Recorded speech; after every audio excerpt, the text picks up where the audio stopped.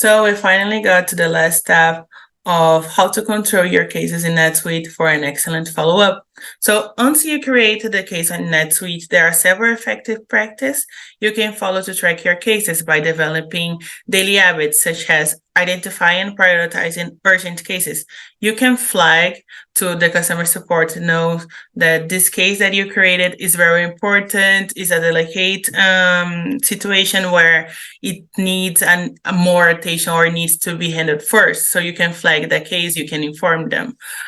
You can also provide support to the customer department.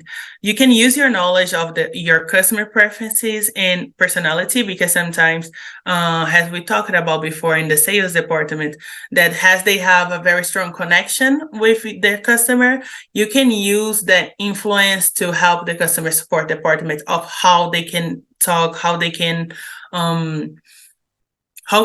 have a solution together with your customer, because you know their personality. You can also monitoring your case by updating the communication tab inside of the case in NetSuite. So in the communication tab in NetSuite, you can see all of the emails that the customer service department sent to the vendor, to the manufacturer, to their supervisor.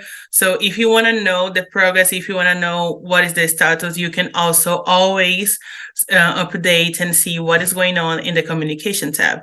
And for last, you can set reminders for follow-up actions. For example, you can utilize the information that have in NetSuite to schedule reminders for yourself to request an additional information.